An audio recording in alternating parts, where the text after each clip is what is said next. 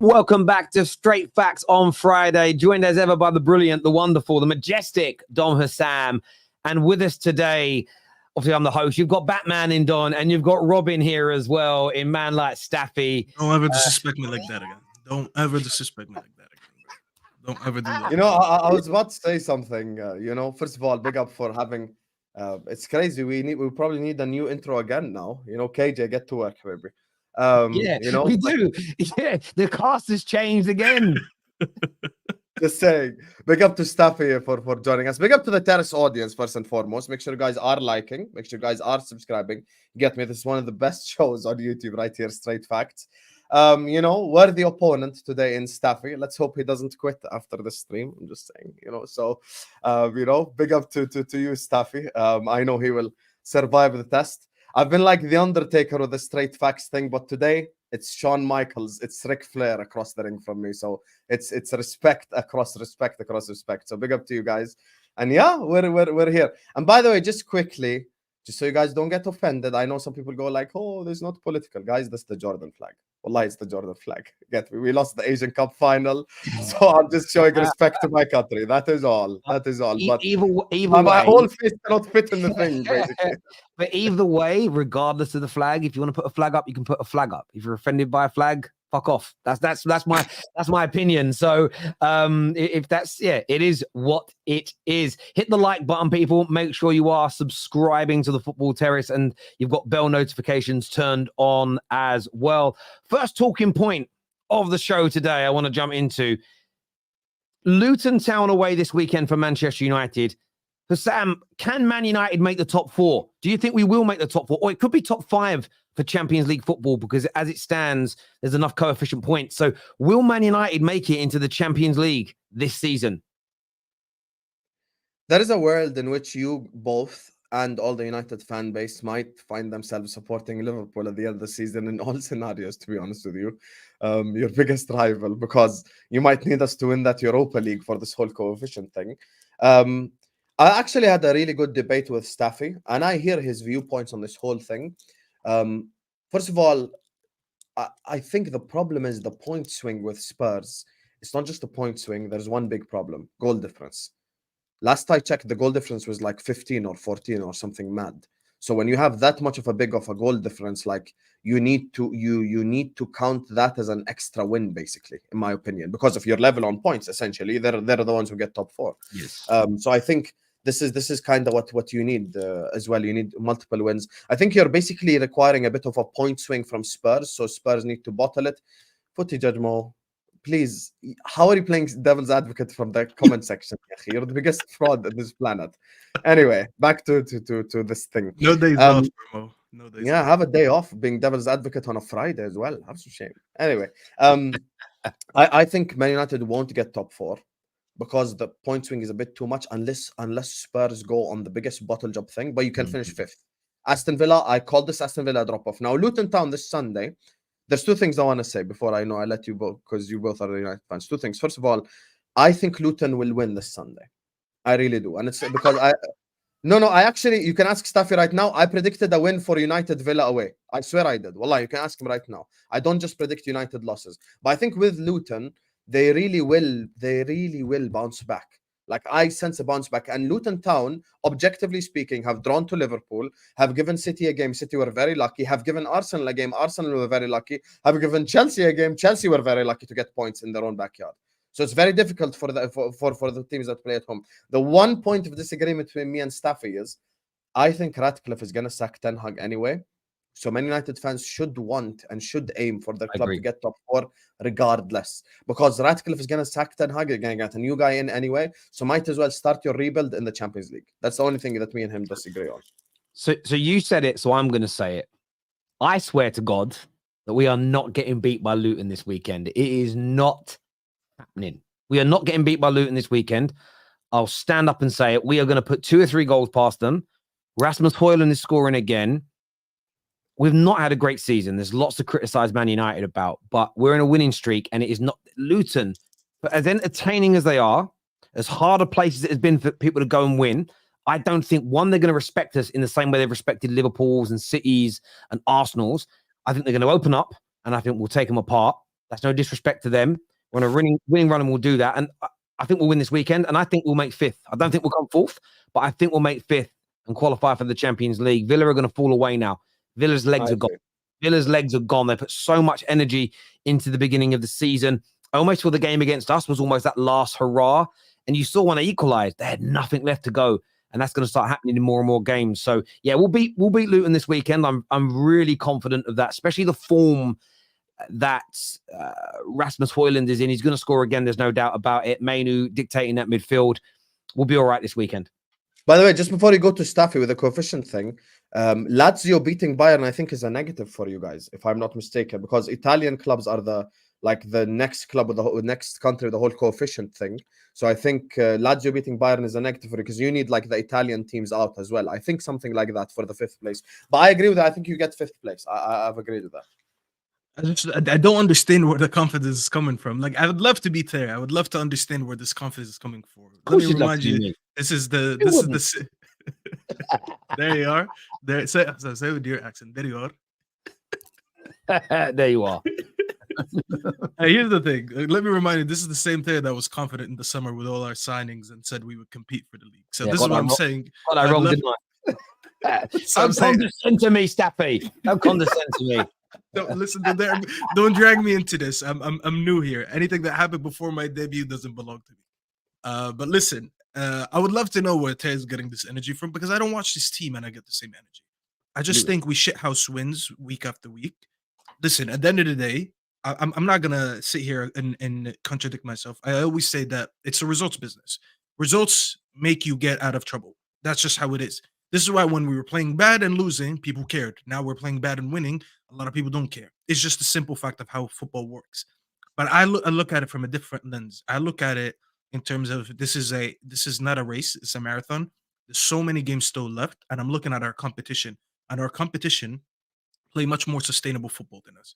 They actually get more sustainable wins than us. I don't look at our team and I'm like, I'm guaranteed that we're going to pick up the 3 points the next game, because we don't play every game according to the game before. Every game comes in with its different events, different style, different issues, different ups, different downs. And I go into United games not knowing what to expect. I just go in and just praying for the best on the day. Going away to Luton, we've seen Luton trouble some big teams already that are actually playing better football than us. I've seen it happen with Arsenal, with Liverpool, with City. Can't remember all the results, but a lot of people rate Luton at home. And you know how it is, Terry. United coming to town, it doesn't matter how good or bad United are. When United are going to town, especially if you're from a small club like Luton, it's in a big event for you. Because when's the last time Luton had Manchester United coming to their home ground? At the end of the day, it's still a big occasion. And the occasion always plays itself when we go to these small grounds. It's the last game on Sunday. I believe it's like 4:30 your time, you guys' time. So it's going to be a main event. Everyone's going to be sitting down watching the game Sunday night and all that under the lights. It's a big occasion for them more than United, and that's where I look at this game and I'm like, all right, they're going to be up for it. They smell blood. They've seen us in previous seasons. They've seen teams worse than them, the likes of Newport County. Get a guy off a dairy farm, told him to put his boots down, put your gloves down, put the cow back in the barn, and we need you to score a goal today. And that's happened. That's actually happened. You know, we've seen West Ham, who actually got smacked by Arsenal, had no chance against them. Yes, we did beat them, but they had more chances against us. They had over 20 shots against us. We're a team that conceded 60 shots in the last 3 games to opposition like Aston Villa, who are not playing their best football like they were earlier in the season, West Ham, who they want to sack their manager, and as I said, Newport County. That's 3 teams. Not to mention that this is the same team that also scored the same amount of goals as us. We're sitting here in February. We have the same amount of goals scored like Luton. So I basically have to go into a shootout knowing Sunday, like realistically, when you look at the numbers, 33-33, it's a shootout. Who's going to score the most goals? Because we both have the same amount of goals. Yes and no. Yes and no. Statistically, yes. Over the season, yes. But you also have to then take into consideration recent form. Over one third of our 33 goals have come in our last 4 games. So our current goal scoring run rate, Now that Højlund's confident has clicked in, you've got Garnacho that's playing better, as an example. Those two things change that for me. Equally, I would kind of agree with you. If we were going away to a tougher team, I wouldn't have the confidence, but it's Luton. Luton, as much as they're being praised for all these things, they've got the third bottom worst home record in the league. And do you know what's crazy? If you look at the away form, Man United are currently sitting 5th on away form. If we win this weekend, which I think we will, we go to the third best away form in the league against the third from bottom. I get where you're coming from, but looking at this game in isolation, and I'm not even trying to disrespect Luton. I think you're right. They'll come for this game. They'll be up for this game, but that's going to make them open. And the worst thing you can do to this Man United team is be a team of their level and be open. Does that make sense? And they will create chances. They're going to have shots against us. Of course they are. But we'll save some of those shots. We'll block a lot of those shots and we'll just score. I just think we'll outscore them at the end. Doesn't make us a great team. Doesn't make us a brilliant side.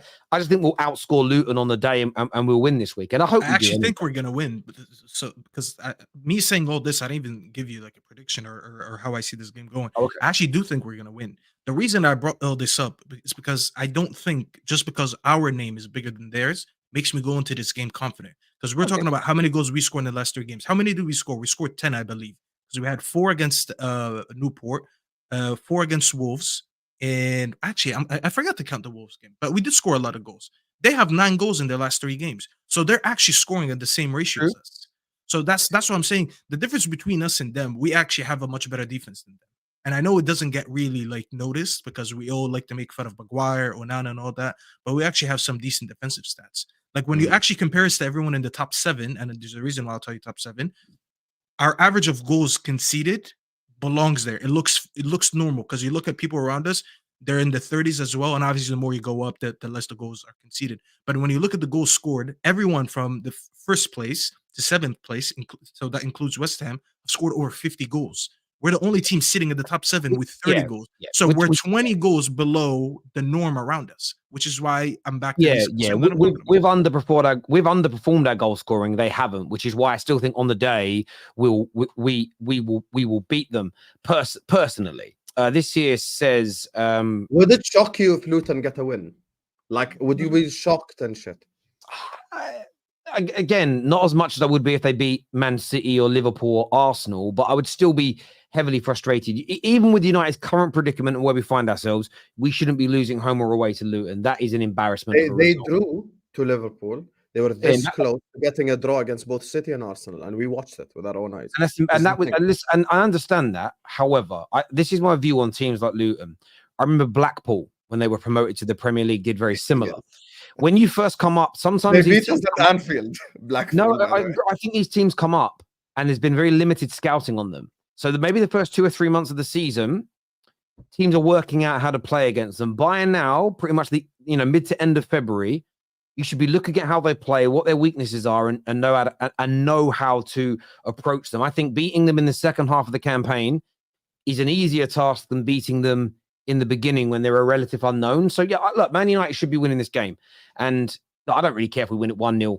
I'd rather win it 6-0 than 1-0. I don't care how we win it. I just want to win because I want us to try and make Champions League football next year. Because I agree with you. Me and Staffy went through this yesterday on the top 6. I still think we're going to get rid of Ten Hag irrespective of where we finish. So therefore, me believing that, I want to make top 4 or Champions League football because you have no idea. If we get that new manager, we could be a much better team next year.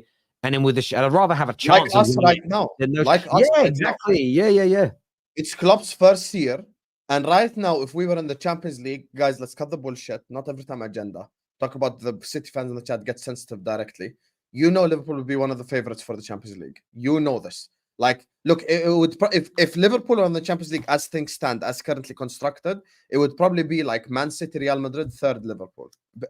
99% of the people would say that, to be honest with you. Some people might even say like Real Madrid, Liverpool, City. Some people might say like it's gonna be those 3, basically is what I'm saying. So, like, yeah, I think this is why, like, Staffy and the United fans and every single United fan, even who hates the shit out of Ten Hag, they just need this top 4 thing. Because you just don't know what the hell is going to happen next season. What if we get an amazing manager? What if we sign 3 amazing players? Suddenly you're in a very good position, So, yeah, it's on Ratcliffe now and who he hires. But I think, look, everything in life has pros and cons. And honestly, there is literally zero cons to Man United being in the Champions League. There is just nothing negative about it. It's just all positive. I agree. We've got some questions here, some interesting ones. First one is for you, Hassam. It says, Hassam, American or Yorkshire pudding? Isn't American pudding just like regular pudding? Like there's nothing called American pudding. I don't know. Yeah. I've never had Yorkshire pudding, but I've had American pudding. When you come to the UK, bruv, you can come stay with me, and I'm going to make you the best Sunday roast you've ever had in your life. I will. Course, I'll make sure, I'll go and get all the right stuff. I'll make you proper, halal meat, basically. Do you know what I'm saying? Do you know what I mean? Everything else is not, everything else will be, don't need halal veg, but halal meat, 100%. And I'll make you a proper, authentic Yorkshire pudding. Trust me, you'll fall in love. They're amazing. They're beautiful. With the right gravy. Oh, beaut. This here, start, bench, drop, Maldini, Ramos, Ferdinand. Start Maldini, bench Rio, drop Ramos. I agree. It's that simple. Oh, not you, Mr. Trophy Merchant, agreeing. You're such a fraud, Terry. Am I you specifically have to say bench Ramos. No. You out of everyone. Because I say start Maldini, bench Rio, sell Ramos. Because I think Ramos is very overrated. I'm sorry. But Mr. Trophies himself sitting in the middle, put your trophies on the table. Scholes has 11 Premier Leagues. How many Champions Leagues does Ramos have? How many? He has a lot. He has a lot. But Rio Ferdinand has won all those trophies as well. Not as many. I would say I would hazard a guess that Rio's won more league titles than Ramos has La Ligas. Yes, he must have, because Real Madrid didn't win that many like La Ligas for a long period of time. Ramos has like 3 leagues. Rio, I think, has like Rio's 6 got more.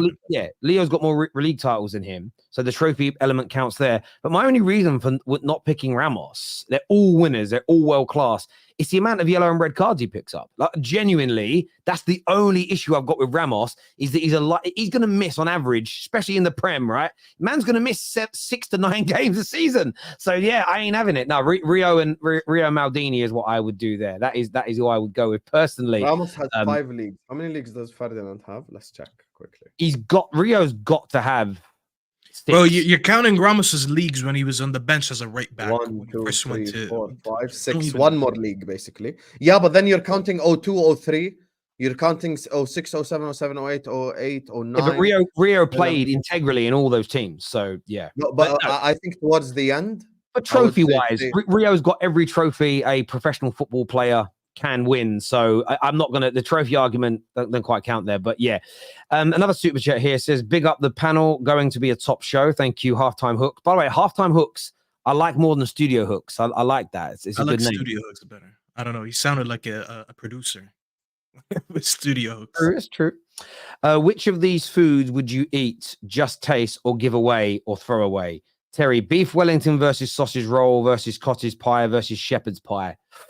See, these are very, very British foods. So it depends on where the cottage pie and the shepherd's pie are from. If you're going to some cheap little pub, then I'm not eating them ever. They're nasty. If we're going by this all being properly cooked, homemade, authentic British food, none of this crappy touristy shit you see in pubs in London that makes my country look awful, I would go with...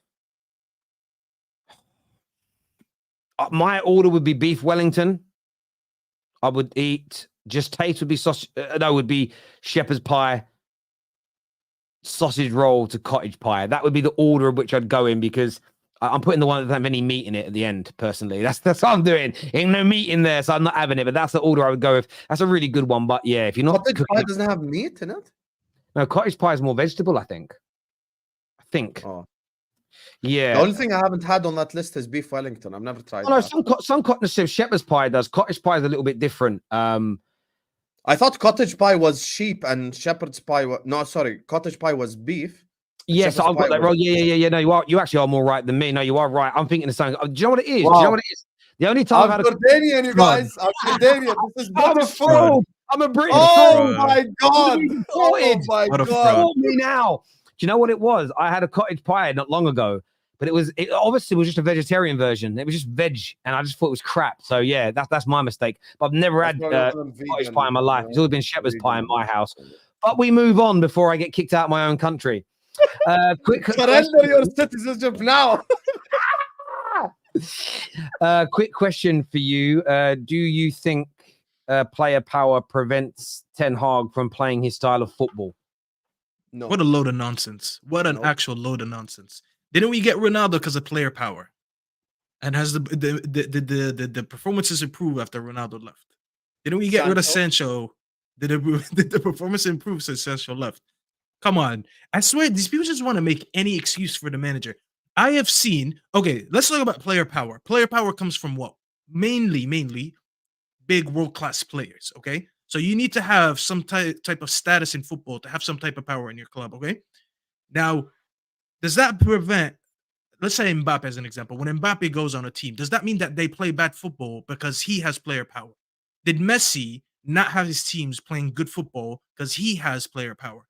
All these world-class players that always had influence on their teams and their clubs, did they really all play bad football? Like, I just like feel it's like we're getting to a point where we just want to make so many excuses to the manager that we're deflecting on the things that never existed. So player power equals bad football. Hassan, make sure you sell Salah, because I'm pretty sure Salah has a lot of player power in Liverpool and he has a lot of influence in that club, but apparently player power ruins the teams. So make sure you guys get rid of him.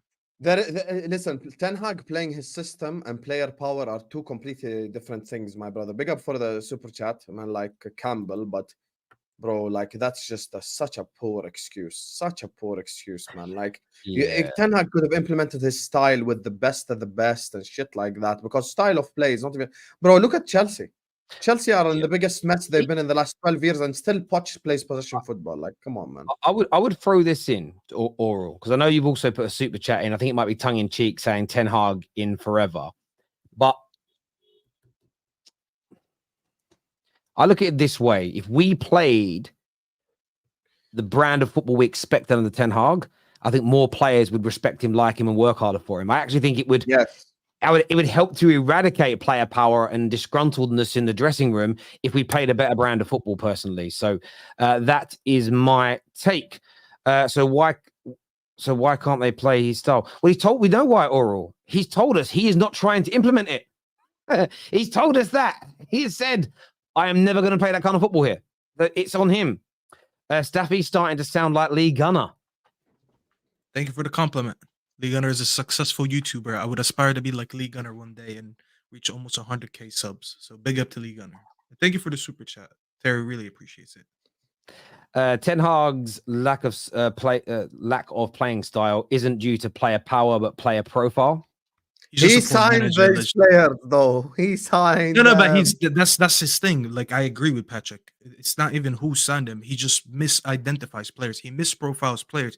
The ones that exist and the ones that he signed. And I don't want to dwell over it too much because this is not a United show. But when you see some of the players that he attracted, bring in Anthony, and then you're saying you want to play possession-based football, transition football. But then you sign a player that's not good on the transition. He likes to cut back and pass back and keep the ball easy and neat. You know, when you're trying to build from the back, but then you're putting Lindelof in left back instead of having Regulon when you had no left backs. Is that showing me that you try to play transition football? When you try to build from the back and you have Casemiro sitting as a lone six when he doesn't have a good touch and good passing ability, and then you had sixes sitting on the bench that could have at least played next to him so they can take over the build up from the back as a six instead of Casemiro doing that, and let him do what he does best, is bumping forward and getting you that GA that he did last year. All these things are simple things as a manager that he's getting wrong. So we can sit here and deflect so much, but it's really not hard to look at United and see why they're playing bad football. It's just so easy to watch. I totally agree. The next super chat's a hard one. It says, Terry, would you rather shag a fish with a human's head or a human with a fish head? I actually think that's quite an easy answer. It's got to be the human, because at least it's like it's a human still. Do you get what I mean? What did this show turn to? I don't know, but it's got to be the human. It may have a fish's head, but I can look the other way, put a peg on my nose. But at least it's a human. I'm not going to have sexual relations with a fish. That's never going to happen. But thanks for the super chat, mate. Johnny, I don't know what you're eating in Poland today, but like you need to eat less of that. By the way, his profile name, Johnny Sins. He's the name of a adult entertainment star. It gives it away, I guess. Yes. Yeah. Sam, when are you gonna get a clean fade and beard trim like Staffy? Oh my god, man! I don't have to look like Staffy. Why do I look like Staffy? Listen, He didn't say Staffy's in look New like York. Stephanie. He said I'm get a from clean I'm from the Middle East. You get me? Over If here, Hussam ever women decides like to come to longer the East beard. Coast, I'll take you to my barber. How about that? Yeah, I've got a Listen, great Turkish barbers I can take you to, bruv. You know, guys, I trim have a barber here. Yeah, I don't want to go. This beard is not long enough for me to shave it. Like this is bruv. You, listen. you No, got it's bar- not shave it. your barber. Over here, women like men with beards. You know, so I have to adapt to my Yeah, society. but I'm here. I've got a beard. Look. Yeah, but Sexy one. I grow that much of a beard if I shave like after a week, literally. Why are you saying my hair don't grow fast? What you implying here? I'm implying that Arabs are hairy, so the genetics are quick. Like that's what I'm implying. No comment. Right. Bring in a new manager and fire him in 6 months. Well, not if he does well. We'll do that. Don't worry. Thank you, man. Not if he does well. Not if he does This well. Or depends on Ratcliffe. Campbell could be 100% right, depending on Ratcliffe. Ratcliffe could either be an absolute car crash or a success. So he No. needs to You make know a what he's decision. trying to say? He's trying to say we're going back to the habits of just trying to sack the manager, and then they fail, then we sack him again. Here's the issue. Everyone told me change the structure. How many times did I sit on the football terrace and people said, "Don't be deluded. You're gonna get a new manager. You're gonna fire him. Nothing is gonna change until you change the structure." Habibi, the structure is here. Habibi, the structure is here. We talk about Ineos every day. We talk about Dan Ashworth every day. We talk about what's his name, Jason Wilcox signing the rumors yesterday and all that stuff. All these people, I'm looking at you. All these people that are coming into this club, and people still want to ignore it. You know what I told? I told them earlier this on Mo's channel. I said when I was younger, I used to tell my mom, "Mom, I want a dog. I really want a dog, Mom. Can I get a dog?" She used to tell me, if you get good grades, eventually I got good grades. And I went there, I was like, "Mom, look, I got good grades. Can now I get a dog?" Absolutely dismissed it.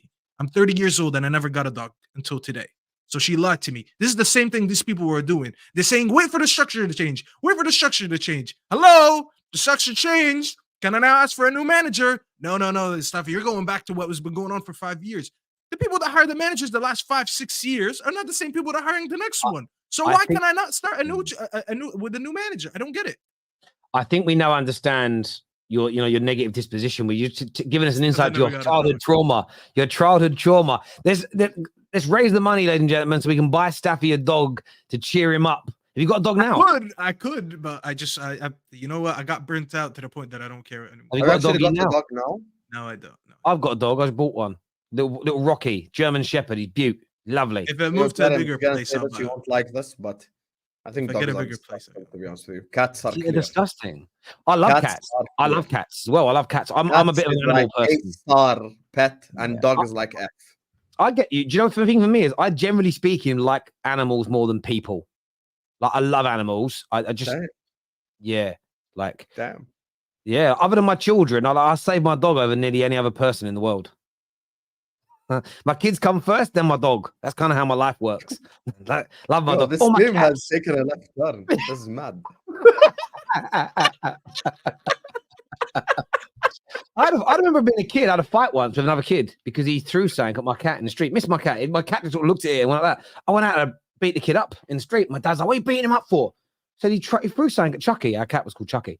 As he threw something at my cat, he's like his family, innit? I'm gonna fight for him. Weird. Anyway, Terry, relax about what have I said that's non-relaxing? Anyway, Liverpool. Oh, actually, no, we've got some more super chats now. Hang on. This here says, to be fair to Ten Hag, we talk about structure above him and he hasn't had it. He also identified players he wanted to sell, but the higher-ups wouldn't. You can't play the same with Maguire as you do with Martinez. Yes, but the players, factually speaking, now let's all be honest here, despite whether you guys like him or not, the players that he did not want are the players that are saving his job right now. Exactly, AKA bro. Scott McTominay, aka the players that he wanted to get rid of. So let's all cut the crap and have an honest conversation about this whole situation. Patrick, whether you like Ten Hag or not, something that is factual is his talent ID stinks. He's trying to make a friends and family project, and this just doesn't work. And it goes back to the older super chat, which I even interrupted Staffy in saying, bro, it was he's the one who chose these players. That's why he needs to be held accountable. That's why Staffy and Terry are holding him accountable for his signings. So what you cannot do is come up here and go like, Lissandro got injured. Okay, no problem. Trent is out. Connor Bradley's in. Robertson's out, Joe Gomez is in. This guy's out, Endo's in. That guy's out, Curtis Jones in. You know what we play? Liverpool football. Playing the style of play got absolutely nothing to do with personnel, because eventually you're going to have 5, 6, 7 players at least in there who are your signings, who play your way, and who are supposed to adapt. Onana is his signing, right? So that's one. Casemiro is his signing. Mainoo's the youngster he brought through. Hoyland is his signing. Anthony is his signing. You know, so like all of these players are his signings, so he should be playing his style of play. I'm sorry, it's just how it goes. I hear you there, bro. Oral Campbell here says we all will be here to see Let's Fire 10 Hag, is what Oral's got to say. Marksy here says, okay, Staffy. So Staffy, who do you want as manager? I'm tired of this question every day, bro. It's not about who I want as a manager, because the whole fan base has different opinions. Terry could want a manager different than what I want, different than what KJ wants. That's not the point. Yeah, listen, Alonso, someone's going to say De Zerbi, someone is going to say Tuchel, someone is going to say, I don't know who else. That's not the point. The point is we can all agree that, okay, Ten Hag is not good enough. Maybe we need to get a new manager. But then when he asks us, who do you want? We're going to have different preferences. Some of us want a young manager. Some of us want a proven manager. Some of us want a world-class manager.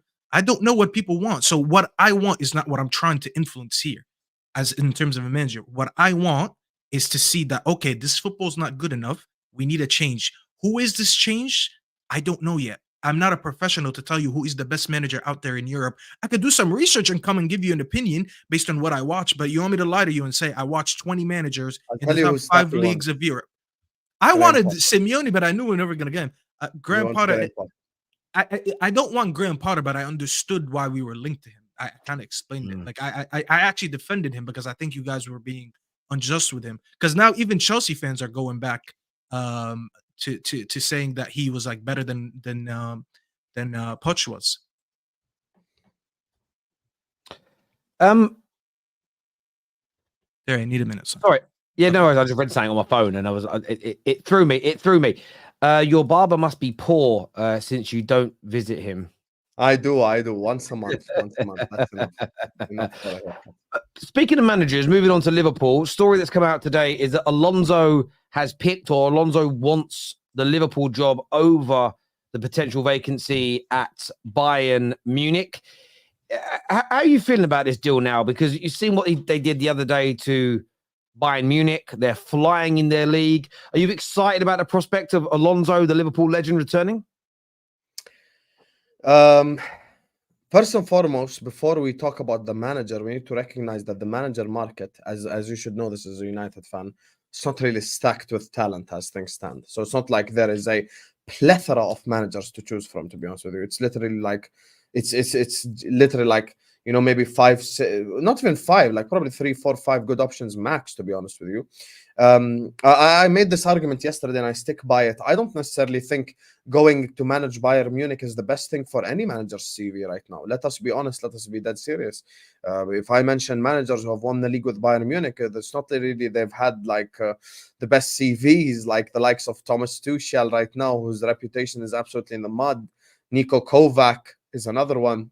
Felix Magath is another one. So managers have worked with Bayern Munich, have won the league with Bayern Munich. But at the same time, is it something that, you know, pushes your CV to the next level? I don't necessarily think so. So I don't know why a Xabi Alonso would move to Bayern Munich. Now, Xabi Alonso first and foremost needs to focus on his current job, which is Leverkusen. So people don't know this, but Leverkusen were actually nicknamed Neverkusen because they've never won a Bundesliga their whole life. Like they actually have 0 league titles next to their name. Sometimes maybe we're fooled by the fact that they have Bayer at the start of their name. But they're not actually a big club. They have like 3 trophies across their whole history. So if he does win the league with Bayer Leverkusen, it would be absolutely an incredible, insane, crazy achievement. So if he wins it, then his CV is increased a lot more. Now, I think personally, look, if I'm being non-biased, I think his best option would probably be wait and then go to Real Madrid, in my opinion. Now, if he does not want to wait and he wants to make that move, then Liverpool is better for him than Bayern, in my opinion, because I think obviously with the Liverpool job. He comes in, he's probably going to have more power than he does at Bayern. He's going to be a bigger decision maker. He's going to be someone who controls kind of more his destiny. Like, even if he makes wrong signings, it's on him. If he makes right signings, it's on him. So it's a little bit like higher risk, higher reward. And when you look at managers who manage Bayern Munich, if you finish second place with Bayern Munich, you're already in a disastrous position. And all you have to do is just look at the current state of the Bayern Munich manager, Thomas Tuchel. Thomas Tuchel finishing in second place is literally a disaster. Disaster. Yeah. Like, they don't even have to finish third, fourth, or fifth. Xabi Alonso comes into Liverpool. People are giving him a bit of time. He's like, oh, he just came over after Klopp. He could literally finish third, maybe win a couple of cups, win one cup here, do something like that. And people would be willing to give him more time. And he'd have more power. So I think that move to Liverpool makes more sense to him. But I wins the Bundesliga first, because breaking that Bayern dominance, that's something on your CV right there, you know. So yeah. It's a huge thing. Again, I've watched a number of their games in the last few weeks, how they play. I've looked at what people are saying about him, the way he talks and conducts himself. I've just got a feeling he's got the potential to become one of the next great managers. I really do. And I'm worried about him going to Liverpool. I'm a bit like Staffy. I wanted Man United to go after Diego Simeone, but at the same time, I just don't see Simeone leaving. I don't think it's attainable. So then you're looking at who else can come in to replace Ten Hag, and Alonso's a manager that I'm starting to very much like I did with Jurgen Klopp. Ever before he went near Liverpool, I adored what he was doing and was desperate for Man United to bring him in. I actually did a call on Talk Sport just after Fergie announced in 2013 that he was retiring, ever before anyone was doing anything on socials. And I remember they said, who do you want? And I said, Jurgen Klopp. And I feel like history may end up repeating itself again here. And one of the reasons why I want Alonso at Man United is to do with sometimes I say history. But you know that's never going to happen, though. You know that's never going to happen. Maybe, but probably not. Probably not. I'm aware of that. But the reason why I want it to happen is sometimes history repeats itself. And a legendary Liverpool player once upon a time joined Man United as a manager and went down to one of the greatest managers, not only in our history, but in football history, in Sir Matt Busby. And he was a very legendary figure at Liverpool. And there's no correlation between that. That's just a romance thing and a bit of hopium from me of history repeating itself, not taking an ex-Liverpool player as manager, but having someone that can become a great. And I think Alonso he's got the potential to become an absolute powerhouse manager. And I am genuinely. But Terry, let me ask you a question, honestly. Who else?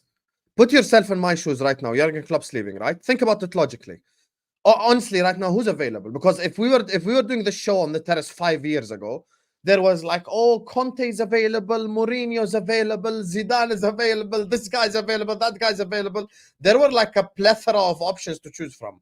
Think about it logically now. Who am I supposed to pick? Because if it's not Xabi Alonso, okay, if you tell me Zinedine Zidane, I have already said from the start, primary target, absolute number one. If we can convince him to get to Liverpool, no problem.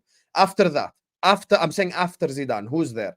Hansi Flick, who was absolutely stunk up with Germany. Nagelsmann, I would be Nagelsmann out the moment he walked in. Potter out, I'd be Potter out the moment he walked in.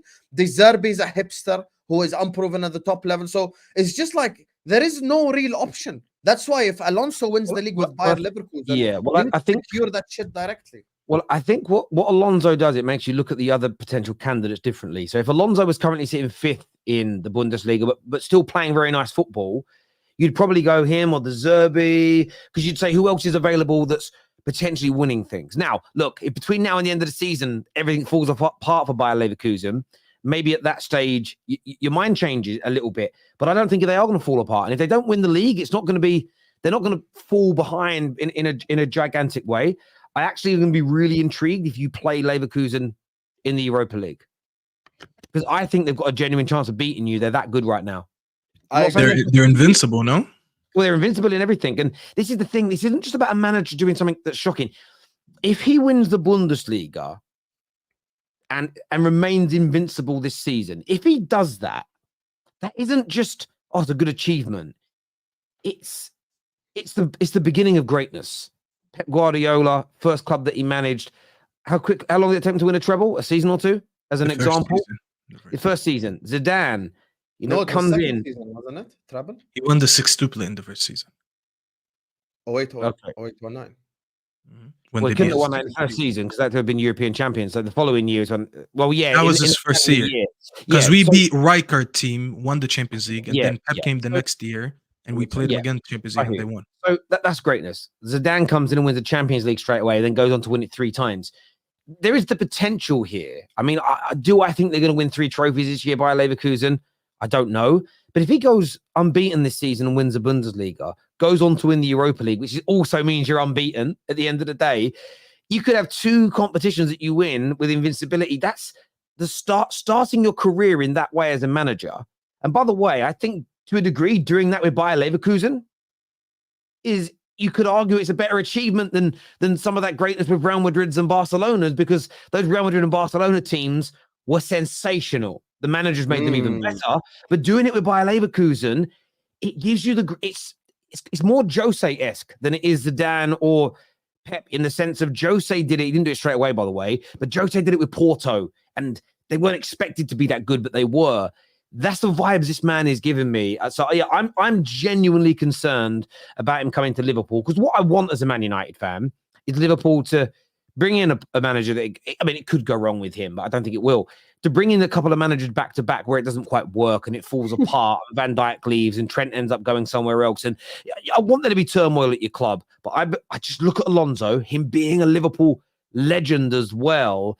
It just feels like the most perfect timing. And when Fergie left Man United, the timing was poor because we didn't go and get Klopp. We didn't go and get, that's what we should have done. They're not United legends, but we should have gone from Fergie to Klopp or from Fergie to Pep. And I still think if we'd have done that, with the influence and the quality those guys have, I don't think things would have got as bad with their ownership as it did.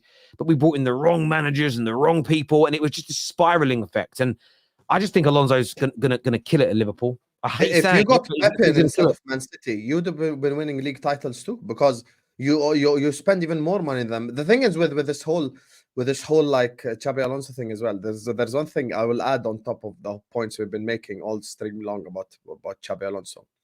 You know, there's 3 managers that have beaten Pep Guardiola to league titles over the last 10 years. Klopp, Mourinho, and Conte.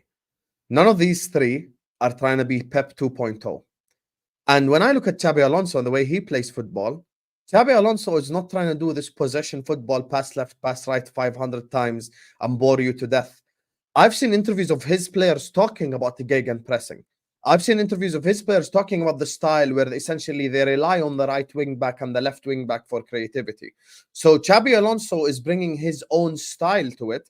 And sometimes you have to listen to what other people say about a guy to know the honest opinion of a certain guy. And there was an interview I watched with Jose Mourinho who broke it down. He said Xabi Alonso was a player for Rafael Benitez, for Pep Guardiola, for Jose Mourinho, for Carlo Ancelotti. And he said, the fact that he worked under these 4 managers, if he is able to mash and these ideas together and actually create a certain system, a certain style that is his own, he will be successful. And this is what he's doing with Leverkusen right now. He ain't playing no 4-3-3, pass left, pass right, just trying to be Pep 2.0. And that's why I think Pep Guardiola is a sly fox, because he's fooled the whole world to do 4-3-3, pass left, pass right. And you can never beat Pep at Pep ball anyway. So, like, you know, you might as well try to do your own shit to begin with. So, but that's the thing about that Xabi. Xabi doesn't just play like that. If you heard what Xhaka was talking about, Xhaka was actually making a direct comparison between him and Arteta. He said Arteta's very, how do I say this? He's very stubborn. He likes to play one style only. He said with Xabi, there's a lot more fluidity there. There's a lot more adaptability there. He said we can play 4-3-3 one game. We can play 5 in the back one game. We can play with 2 strikers one game. And he's like, that's the best thing about him. He's such a good manager, but he also knows how to get around it. And that's the one way to beat Pep, because Hassan is actually spot on when he named the managers that have beaten Pep. Every manager that has beaten Pep is the literal opposite of Pep. And that's why I don't remember on what show I said it one time on the Terrace here. And I said, these type of managers are the antidote to Pep. To beat Pep, you have to be the opposite of Pep. This is why the only team that was almost successful in this era was Klopp, because Klopp is the only one that played transition football versus Pep football. And this is why every time they played them, if you notice, even though City were winning the league, a lot of time Pep used to beat him. Pep used to say, I can't sleep at night thinking about how I could beat Klopp. And that's the thing that Xabi could bring into this league. He could match Pep. And don't forget, he worked under Pep, so he knows Pep very well. And Xabi was one of the most intelligent footballers. So a lot of intelligent footballers, not good footballers, intelligent footballers usually know how to go into management and understand the game better and kind of influence the way that they should be playing to these players on the pitch. And this is why he's successful at what he's doing right now with Leipzig. Most of these players at Leipzig, bar maybe what's his name, the right back, Frimpong.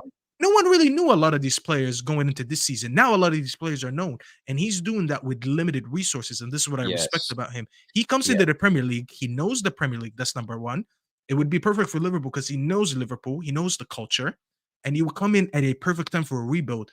If Klopp leaves this year and they start a rebuild, let's say Salah moves and goes to Saudi Arabia and people understand why he moved, it's the perfect time to give the manager an excuse to rebuild. No, I'm actually being objective. I'm saying if he actually does leave, it is the perfect time to rebuild because he's going to come in, he's going to teach a lot of the young players that he brings in, the style of football that he wants to play. Mind you, he has the background of the Premier League and he can make a perfect combination there. This is why I actually don't want him to go to Liverpool. I feel like he would be the perfect replacement to Liverpool, and I hope someone else snags him.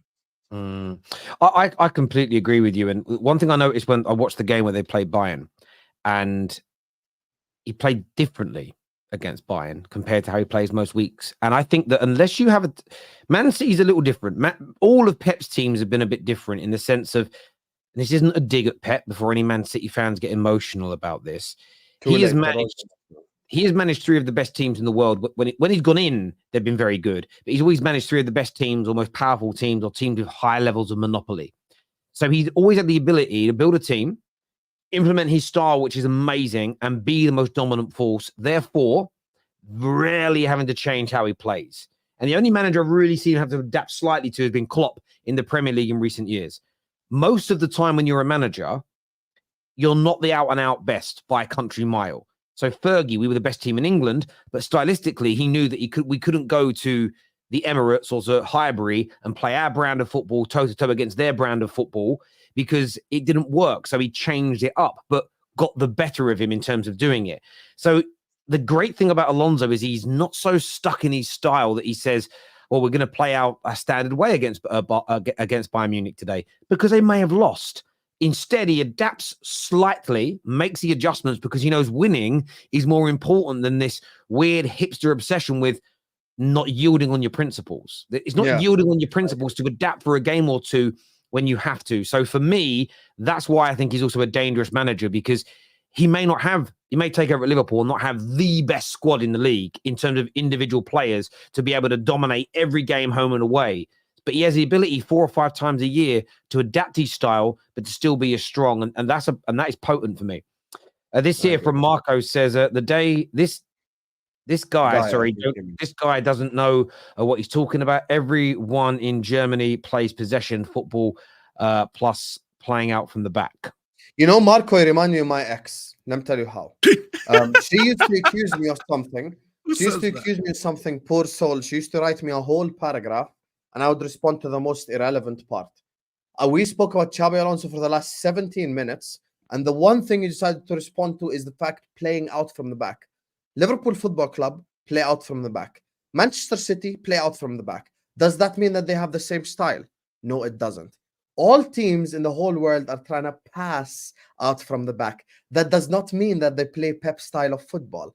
Man United pass out from the back. You can ask Stan. Does not mean that they're playing Pep football.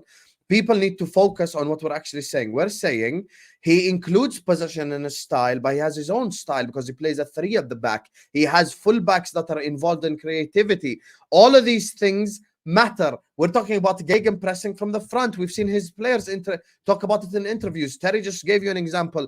Playing Bayern Munich, he played a different style. So just because the center backs pass to each other does not mean he plays a Pep style of football, Marco. So and by the way, I watched this goal the other day. It was like this collection of really good goals from United in the early 90s in the Prem. We were passing out from the back then. Like there was goals of the goalkeeper rolling the ball to our centre backs who passed it amongst themselves, and we worked the ball all the way up to the other end of the goal and scored. And I'm like, people literally believe that was invented in 2009 by Pep. It's ridiculous. People believe that Pep people believe invented that. football. And by the way, Fergie didn't invent it either. It's been going on since the 60s and 70s. Go back and people have got to go and watch how Hungary were playing football in the 50s. Puskas and all that. Go watch the Johan Cruyff documentary, and you'll see where Pep Guardiola stole all the ideas from. Please, bro. I said this here before. I said people think it was him that invented it, bro. He took everything from Johan Cruyff, and kudos to him because he made it look better. But that's what evolution is like. You have an idea. City fans are so jarring. I actually realize this. And this is why I get annoyed when people turn around and say things like, "Oh, some modern day managers." And I've seen this thing that's been posted today on 888 on their show, where it's a Liverpool fan has put Fergie as the third greatest manager in Premier League history. Now I haven't listened to it yet, but I know he's going to talk about. He put Wenger above him, and he said if Klopp wins the league this year, Klopp goes above him. And clearly, he's going to talk about resource being the reason. But it's one of these things that I look at and think to myself. Like Fergie gets discredited a lot, the same as managers like your Shankleys and your Paisleys and your Cloughs now don't get spoken about. Is yes, there's elements of football that's better now, but that's because every generation of football managers gets to piggyback upon the greatness of the previous generation, and it's not it's.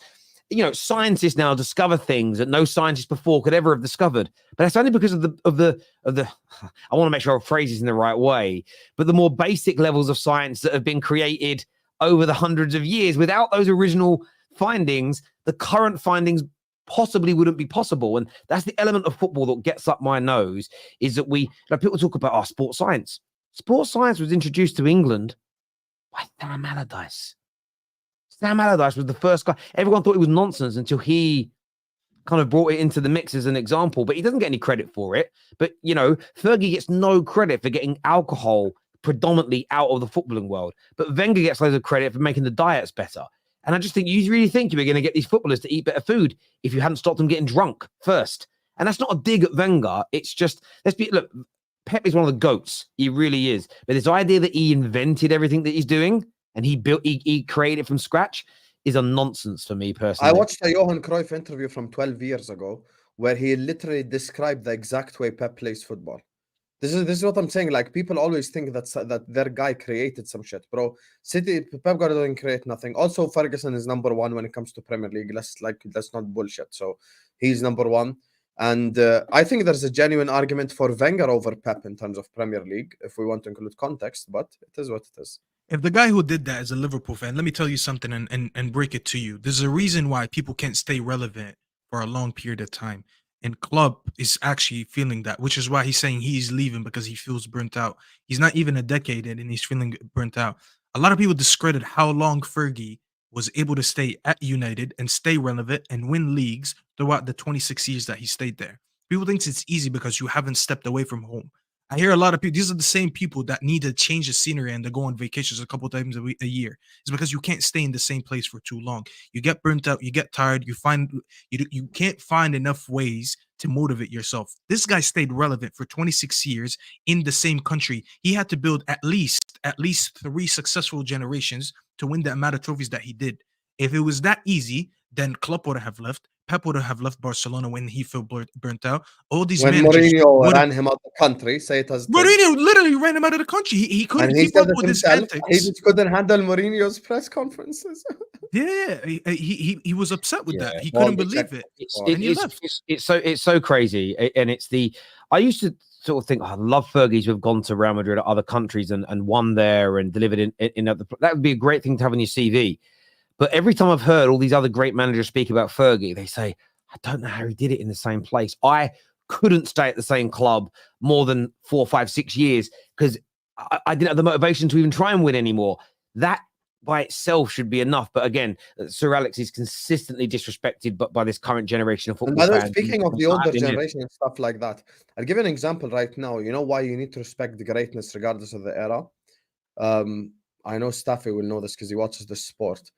Many people, currently as things stand, there are way better NBA players than there are in the 90s. Michael Jordan is still my GOAT and many people's GOATs of the NBA and the basketball game, despite the fact there are many good, way better basketballers now than there were back then.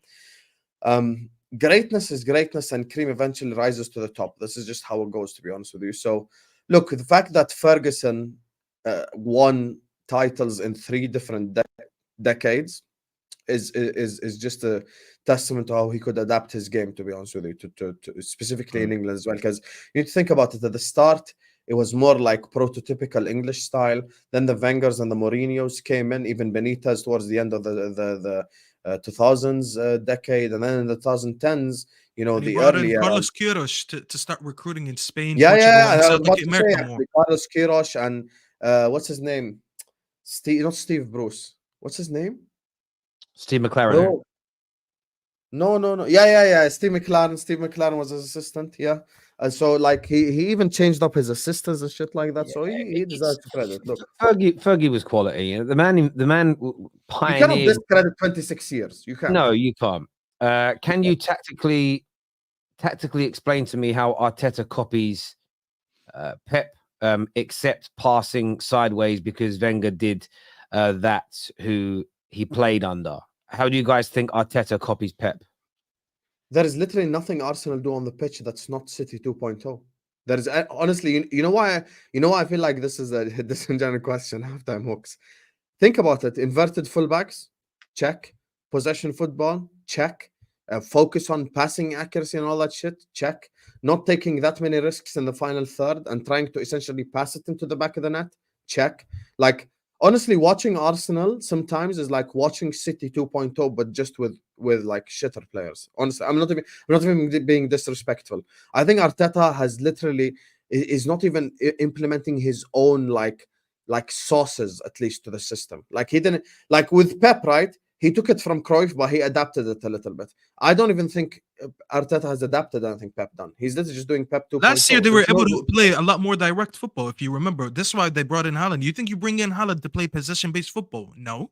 You bring in Haaland because you want to play a little bit more direct. How many times last season did we see them score off the counter or on the transition or just from long balls? And that's something that we never associated Pep with. If anything, Arteta is actually copying an older version of Pep when he brought in Jesus. Yeah. When he brought in Jesus, because when you look at the Arsenal front line and midfield, they all associate each other with one thing. They're all very good on the ball. But when you look at Pep actually implemented a player that wasn't that good on the ball. Because remember, he won the league without Haaland. And then he was like, all right, for me to stay consistent and have different styles, I need to be a little bit more direct. So he went out of his way and played a little bit more direct football and got in Haaland. And then you had Haaland just picking up all these long balls, running in behind and doing all that stuff. That's stuff that you didn't see with Aguero. That's not stuff when you that 1 year they played a false nine. Who was it when Foden played a false nine? Bernardo, they were using that false nine. Jesus, that second league that they won from the 3 that they just won. So it is copy paste from Pep. But you can't say Arteta worked with Pep and he's not copying Pep. I mean, it's not Pep ball, because as we said, it existed for a while. But yes, he learned off him. It's very common to say that the guy that you learn from, you're low key copying him. It's normal. It's like KJ starting his own channel and it looks like the Terrace. I'll be like, well, he worked with Terry for about 10 years. No one that's does where that he got the influence from. I'm just saying, if he does do that, no one does that on YouTube at all, do they? No comment. This is says that Klopp's been working for 23 years in a row with no breaks. Well, I think he had like a 3 or 4 month break in between Dortmund and Liverpool, but that's not the point that's being made. Klopp has been working. He was supposed to take a year off, though. We stopped that, to be fair. No, and I understand that, but the point we're making is not all in one place. And there's a very old expression that's used in the world of business, which is a change is as good as a rest. So you could be feeling exhausted and tired, but you might get promotion into a new department. You might move to a different organization doing the same job, and it makes you feel rejuvenated as a person 100%. Because it's change of scenery and new people to learn. You get that, I've got to prove myself feeling again. Doing it all in the same place, as Jurgen Klopp has said, I don't have the energy to do this. I don't think he's taken a year out either. I wouldn't even be surprised if this summer he joined another football club or took over at Germany if the situation presents itself, as an example, because he said he was taking a year off before. He might have another dream job. And if suddenly it becomes, maybe he's got a dream of managing Real Madrid and Ancelotti inexplicably announces his retirement this summer. Say Ancelotti wins a Premier League, Champions League double, and Ancelotti says, you know what, I'm retiring. And they go, Klopp, we want you to come in. He might go in, but he'll have energy again going into Real Madrid. He'll have energy again going into the Germany job. The point we're making is Fergie spent over a quarter of a century in one place.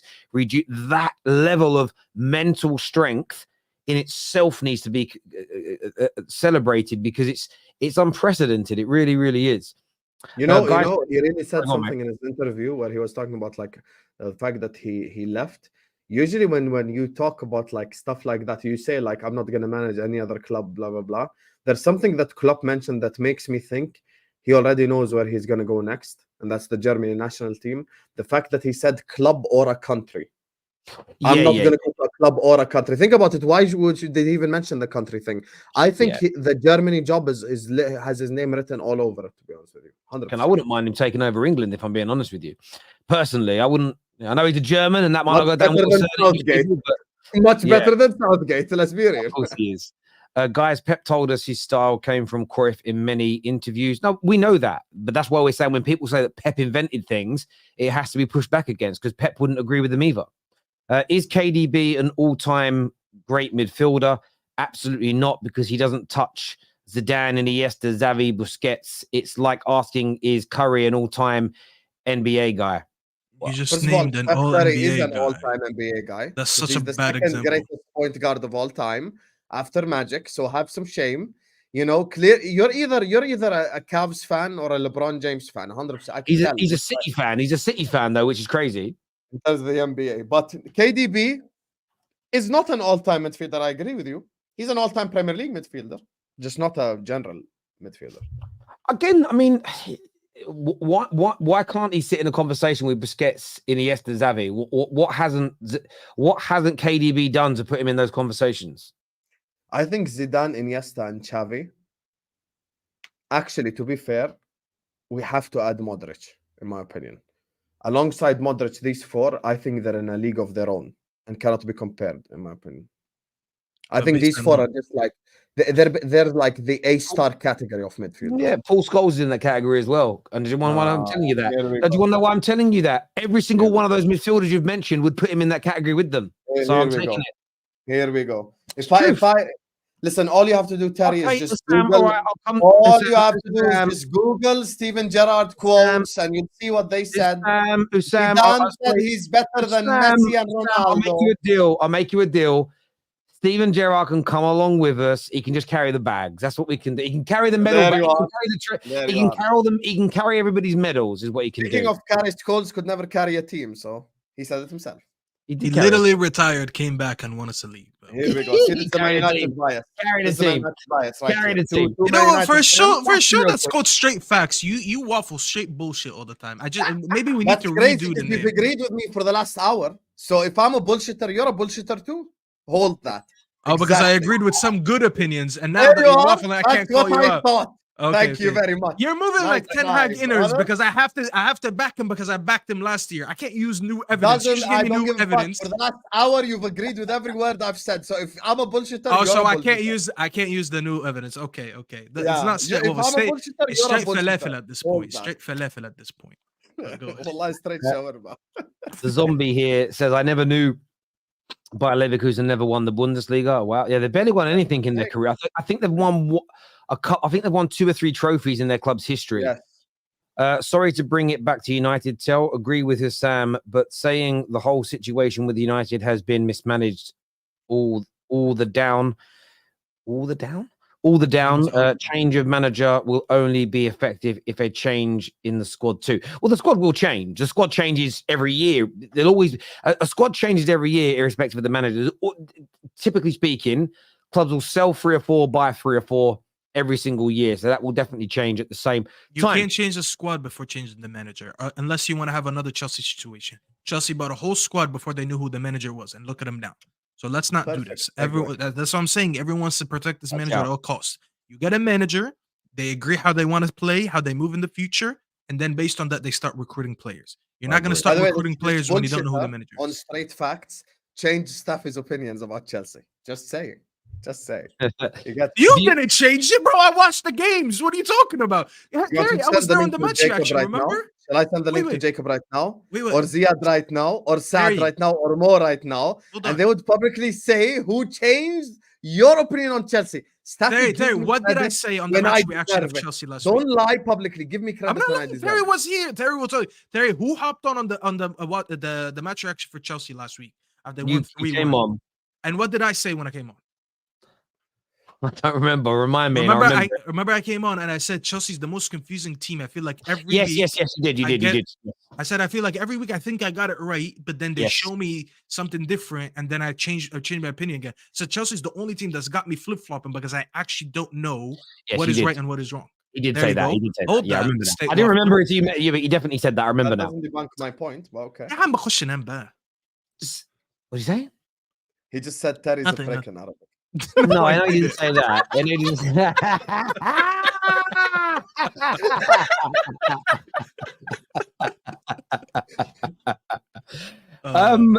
Speaking of Chelsea, are they going to do Arsenal and Liverpool a favour this weekend? They take on Manchester City. Sam, how do you see this game going? Chelsea. It's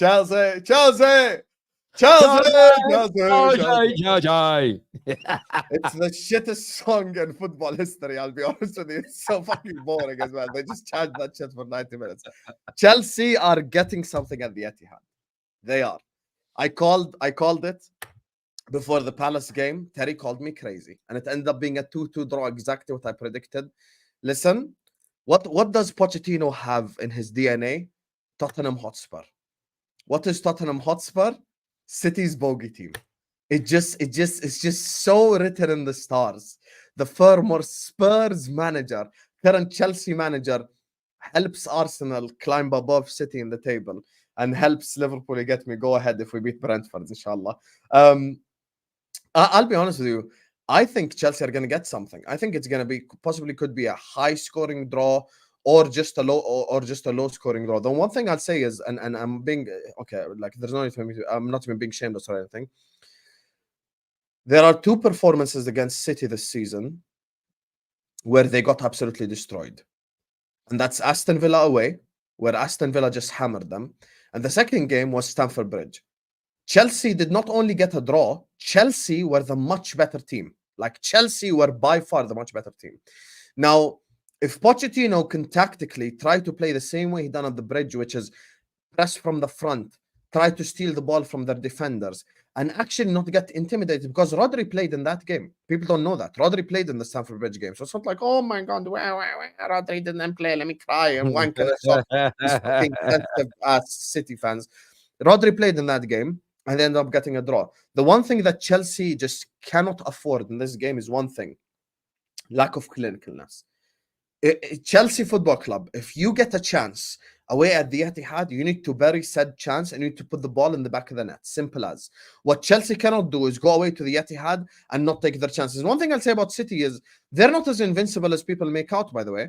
Every time I watch City, they allow chances. Even the Copenhagen game. Copenhagen had chances. Copenhagen had opportunities. They played young boys in the Champions League this season. Young boys had opportunities. Brentford had opportunities. The problem is they aren't clinical. With Chelsea, they need to be able to take said opportunities. They need to be able to take said chances. And if they are able to take their chances and their opportunities, I think they'll leave with something. Now, out of respect to Manchester City, which I have no respect, but, you know, out of respect for like the names that they have on paper, I've got to say, obviously not Chelsea win, but I think it's going to be a draw. And I think as a Chelsea fan, if you're in the chat, and as a supporter of Chelsea Football Club, if you're in the chat or you're a Chelsea player or you're a Chelsea manager, you cannot go into a game like this thinking that you're just going to lose just by definition because it's Manchester City, because that's just not how football works, to be honest with you. So yeah, Chelsea are getting something. Mark my words, this weekend. Mark your words. Chelsea are leaving. It reminds me of that. That was Denzel Washington, wasn't it? Denzel Washington. Yeah, or leaving with Sutton. Yeah, I spoke about this yesterday. Can your mind change since yesterday? Can you see Chelsea pulling up a shock? I said they'll look better. I just don't think they'll win. And I think Hassam couldn't be further away from being wrong. It's just like insane what he said. Actually, further away from being right, because he was completely wrong. I got that statement wrong. The truth came out at the start. When English isn't my first language, as you would know. But listen, saying they must go and press City and press their defense, what a suicide mission are you asking them to do? I mean, you want them to win and you're telling them to do that. Let me remind you something. Rodri played in the first game, but you know who didn't play? Kevin De Bruyne didn't play. You know who's essential for them if they play on the transition? Because that's essentially what you're saying. If they're getting pressed, it means you're leaving gaps. That gives them better transition chances. You know who you don't want leading your transition from the halfway line? Kevin De Bruyne. Because Kevin De Bruyne can pick up this ball. First of all, his dribbling is elite, so he can get past players and he can pick up a pass. He's going to look up. He's going to see a run from Haaland. He'll pick him out. He's going to look at the left wing, whoever's playing. He's going to be playing a ball. Even if he has to take it all the way himself and shoot, we've seen him do that so many times. The worst thing you want to do is leave more one-on-one duels for this Chelsea defense going against City. Because they got Haaland, they have De Bruyne. I'll say probably Foden's going to play. Maybe Bernardo's there somewhere. I don't know what the starting 11 is going to be. But leaving one-on-one duels. So Chelsea doesn't have pace on the counter? But here's the thing. I actually want Chelsea to play on the counter to win. This is what I'm saying. You don't. No, I mean if they steal the ball. If they steal the ball. Okay, so you can't counter-attack. If I win the ball in your third. That's the thing. But here's the thing. If I win the ball in your third, I can no longer counterattack you because I'm already there. How do I force you to play me on the counter? Is that at least I'm not gonna say park the bus, but you have to at least line up at a mid block. So the thing is, when you line up at a mid block, you avoid all these spaces that are gonna happen behind. And don't forget they have Grandpa Thiago playing for them, who's probably the slowest player in the Premier League right now. I don't know why he's playing. They have players like Disasi who low-key gets exposed in one-on-ones.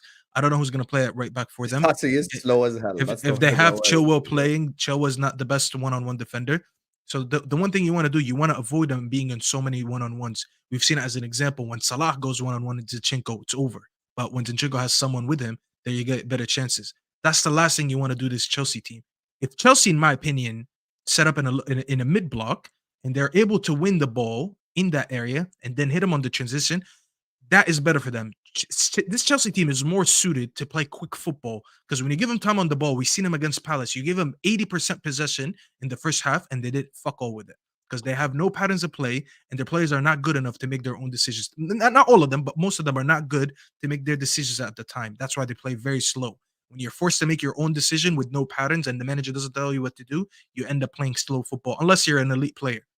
When you play transition, that feeds into you playing fast because the decisions make themselves. You have a space on the right or the left. You run down that channel. You make a cross. Did you see how they scored twice against Palace? It was a cutback to Gallagher. Yeah, that's who looks to crash the box. But that's transition. That's what I'm saying. Let's go. That's what I'm saying. You don't press them. You wait for them to somehow come to your halfway line, and then that's how you can get it. If they try to park the bus or press them, I think they'll get annihilated. They have to find a way where they don't allow them a lot of space, but at the same time, let's play to our only strength, which is counterattacking football. Yeah. So let's win the ball at the halfway line. Mikhailo Mudryk masterclass. Wait and see. But when I'm be honest with you, I agree with a lot of what you said, Safi. But do you know what I'm waiting on this weekend? Do you know what I'm praying on this weekend? A miracle to come. But I'm still on my feet. Loneliness can follow me around. It will not give up until we're done. God knows things could be better, but I'm trying to keep it together. I'm still waiting on a miracle to come. What an unserious host you are. What an unserious host you've become. Hang on, Staffy. Stop giving it the big one. Stop giving it the big one, Staffy. I don't listen. I'm not partaking this. What happened in the past is not my I'm a fresh face on we're all waiting on that miracle. Listen, I hope they do. Look, I know there were people saying, "Oh, Terrace simping for Arsenal or Terrace simping for Liverpool." I just want it for the title race. Yeah, that's exactly it, bro. That's all I do. Don't talk about me as a person. Let's talk football. Is that the thing for me is you see how crazy it is when you actually think about it. Like, how can you? I just like having a bit of fun on these shows, man. Like, earlier on, you called me a prick in Arabic, but it's all good. It's all fine. I did, and I said it so quick. Did you notice how I said your name, but you didn't notice it because it's in Arabic? I know. It's terrible. I feel violated. But it's all fun and games. But yeah, I want it to happen because I do. That City are the favourites to win it. And if people want a good title race, they need City to drop points. I think every single football club in England with any ambition needs Liverpool or Arsenal to win the league this year. anybody doing a four-peat, any team potentially doing back-to-back trebles, they complete football to a certain degree. No one's ever achieving that again, in my view. 130 plus years of history, done once. We're all going to be dead, long gone, dust, worms in the ground, worm food, whatever it is. We're done. We're finished, right? All living in paradise, or wherever it may be. But we're done. We're not on this mortal coil anymore when that gets broken, if it ever gets broken. So we should all be hoping for that to happen. I just can't see it. I'm praying and hoping that the football gods or the City get a bit complacent or they mess up. I pray Chelsea take something off them. I pray to every god that's ever been muttered into existence that it happens, but we'll see. We'll see. Chelsea will be 2-0 up and then City score twice. 2-2. You're going for a Desmond 2-2. 2-2 right now. Chelsea 2-2. 100%. Let me ask you a question, though. We all know Arsenal are beating Burnley, right? We know Arsenal are going to slap up Burnley this weekend. Would you agree with that, Burnley? No, I think Burnley are going to... I'm just joking. All right. I was about to say, you've seen their home record and how much they open up.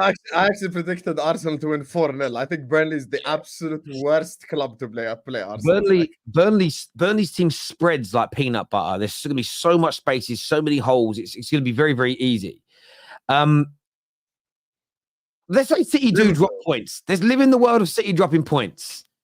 Do you think Liverpool are going to get their first win away from home at Brentford in Brentford Premier League era? At your dreaded kickoff? If you don't beat the bees, listen, hold on. Before you start, if you don't beat the bees, I'm going to my Arab shop right next to me and I'm buying a jar of honey. And I'll be on Straight Facts next week with a jar of... I'll make sure I'll buy Jordanian honey just to troll you if you don't beat the bees. But go ahead. You're in 5th place, first of all. And you said Onana is the best goalkeeper in the world. I didn't. Yeah, you did. I didn't. Don't make me send Terry that clip as well. Now, he's seen it already because of that prick, Ego. Back to Liverpool. Yes, we will beat Brentford, but it's gonna be jammy, dodgy, disgusting football, smash and grab. It's gonna be one shit show of a game. The reason why I say we'll beat Brentford is Mo Salah's back. You get me? KDB announced his coming back with a assist against Newcastle. Ooh, scary hours. Mo Salah is gonna come back. You get me? And it's gonna be electric when he comes back. I think we might even be 1-0 down. But I think Brentford will lose. I think with Liverpool right now, specifically given the time that we're in and the injuries that we have, obviously it's not about performances, it's about results. It's about getting the W. It's about getting the 3 points. It's about putting yourself in the best possible position to win. Simple as. So if you can win the game of football, you can win the game of football. And for me, the return of Ibrahim Konate is going to be pivotal because we've got Ivan Toney obviously to worry about.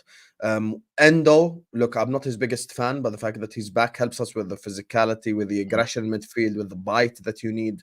And then, of course, as I said, with the front three, the fact that Mo Salah's there, obviously, it just helps against any defense in the whole world. So I feel like with Liverpool Football Club, obviously against Brentford, it's not going to be easy. It's not going to be easy at all. But I still think Liverpool are going to win the game. But it's going to be a smash and grab 2-1 type thing with a comeback, maybe something like that. So, yeah. What are you thinking, Steph? You think Brentford could pull off a little 12:30 shocker? A lot of Liverpool fans told me they don't play well when they play at 12:30. I don't know if this is club just getting in their minds because he likes to complain, or if that's a true thing. But the fact that they don't beat Brentford, apparently, as Ram said yesterday on the top 6, is interesting. And I do remember their games usually lead to a lot of goals. So when you look at the results in the past few years, there's been quite enough goals in these games, so they're a bit entertaining. Sam is right. Konate coming back will be pivotal for them. I actually think Konate coming back helps them right now more than Salah coming back, and I'll tell you why. They have. Yeah, listen to me. I didn't finish my sentences. I can't even say "there you are" without you crying. I just said "there you are." Yeah, that's it. I'm the crier, and you just said "there you are, there you are, there you are." Well, let me finish, and you understand what I said. Why are you mocking my accent? That's racist. Anyways, Anyways, yes, and talking about Salah is probably going to be racism too, even though we're both Egyptian. But no, the reason I'm saying that is because I haven't seen you lack goals. So it's like Salah coming back, it's good, it's important for you guys. He comes in and he becomes your best attacker. But since he left, you guys didn't lack goals. If anything, it's on the other side, and I think you guys haven't been defending that well. The thing it is about you guys, you guys are playing. You're the evolution of what United is. You know, stuff is His own club and his own I'm not, people. I'm not gonna lie. I actually hate my own people more than anyone else. So that's probably right there. But what was I saying? You guys haven't been playing good football, and you've actually been conceding a lot of chances. The thing about you that's different than United, when I criticize United, we actually allow opposition when they have the ball to create so many chances. Your defending is so good that Bournemouth game is an example. I've seen Bournemouth hold the ball for I don't know how long. I don't remember what the percentages stats were, but every shot was blocked. They couldn't get into the box. It was just empty possession. Then you would get the ball, go to your front line clinical. There you go, 3-0. You've done this so many times, bar Arsenal, obviously. This is why when Konate comes back, you solidified that defense a little bit more. Am I going to see Liverpool all of a sudden playing pretty football again? I don't know. I don't think so. I think Salah is going to take some time to just get back into rhythm because he's been injured for so long He and won't sitting start out. straight away anyway, But remember. He's That's not on what I'm top. saying. So whenever he comes in, he's going to need some time. Your offense isn't the issue. It's your patterns of play, is the way you keep the ball. And I don't think it's going to change just because Salah's No, back. but it is But because of how Diaz and Gakpo have been playing. You watch Liverpool. You know how much Diaz and Gakpo have been stinking up the pitch. Like, honestly, let's be real.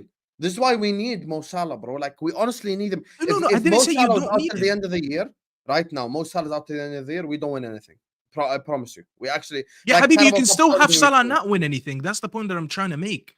Because how many goals have We're you way scored more since Salah likely left? to win trophies with Salah in there than it's just But because here's the others are such a drop off, Staffy. This is the problem. It's not like we've got Vinicius and Salah's injured. Yeah, we have Diaz and Gakpo haven't been performing well at all. you know who's been performing well? Jota's been performing well. Dunyas has been performing well. That's what I'm saying. There you are. It's There you going to are. be 20 disingenuous big right now. chances missed performing well. Speaking to Mike has ruined your life when it comes to this Nunez thing. I disagree with Mike a lot. Big shout out Mike Das. That isn't a point that I'm making right now. The point is you have been scoring goals. I've heard Liverpool fans say, well, Salah always goes to AFCON and we don't drop off. Okay, so that's them saying that when Salah leaves, we still maintain to score goals. So Salah coming do you back want to contextualize it or no? That statement you just made. Do you want to contextualize it? The game against Burnley, three headers. 2 of them from set pieces. The game against Arsenal, our forward line never looked more disjointed. The game you never got the ball to the front line. I told you that before. Didn't I make you the space argument? If Mo Salah's on the pitch, by definition, Zinchenko's stuck to him. By the definition, the LCM is there trying to cover, which gives more space to the players around him. So that's too much hindsight that I wasn't willing to entertain. I hear it, but I'm not entertaining. It's just what the it is hindsight because you're saying if Salah was there, they would have set up this way. But I can't. So you're telling me if Salah played against Arsenal, they wouldn't have set up differently. Go on, be disingenuous. Yeah, Habibi, I said yes. I see what you're saying, but there's no proof. You're never gonna get proof because it's hindsight, is what I'm saying. All I saw is that you guys had an issue getting the ball from your center backs to your midfield to your front line. The players with the most passes that game, I swear, it was McAllister, Van Dijk, and Konate, and probably Alisson was some there with them because the ball was being passed between all of them. That's your proof right there. What about the reverse fixture at Anfield? Because Salah had Zinchenko isolated. Salah, one dribble, boom, goal. Who? Okay, honestly, right now, who in the entirety of the whole front three, Jota included, can do that right there? Be real.